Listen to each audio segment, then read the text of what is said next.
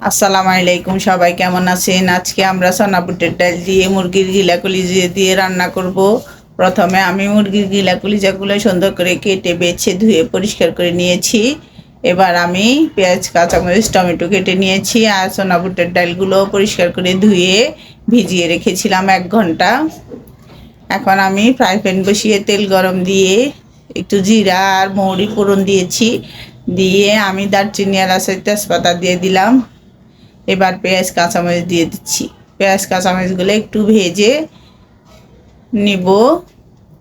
ভেজে নিয়ে 1/2 চামচ লবণ, 1 চামচ রসুন বাটা আর 1 চামচ আদা বাটা দিয়ে দিই। আর 1/2 চামচ গুঁড়া মরিচ, 1 চামচের থেকে একটু কম হলুদ দিয়ে একটু নেড়ে নেব। আপনারা চাইলে গুঁড়া মরিচ আর একটু দিতে পারেন, আমি ঝাল কম খাই, এই জন্য কমিয়ে দিয়েছি। এবার একটু কষিয়ে টমেটো দিয়ে দিলাম। দিয়ে আরও একটু কষিয়ে এবার আমি গিলা কলিজা, মুরগির পা, গলা সব একসাথে দিয়ে দিয়েছি। দিয়ে একটু কষিয়ে নিয়েছি। নিয়ে একটু পানি দিয়ে আরও কিছুক্ষণ কষিয়ে নেব।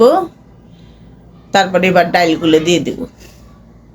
এগুলো দিয়ে আরও কিছুক্ষণ কষিয়ে এবার গোলমরিচ গুঁড়া আর জিরা ধনিয়ার গুঁড়া দিয়ে দেব। আর একটু গরম মশলা গুঁড়া দিয়েছি। দিয়ে একটু ভেজে এই যে গরম পানি দিচ্ছি, একদম উচ্চানো গরম পানি দিবেন। দিয়ে ঢাকনা দিয়ে রেখে দিবেন। আমি প্রায় 30-35 মিনিট এভাবে ঢাকনা দিয়ে রেখে দেব। তারপর নামিয়ে নেব। এই যে আমাদের রান্নাটা কমপ্লিট হয়ে গেছে, এখন আমি নামিয়ে নিচ্ছি। এভাবে একদম চনা বুটের ডাল রান্না করে খেয়ে দেখবেন, খুব মজা হয়।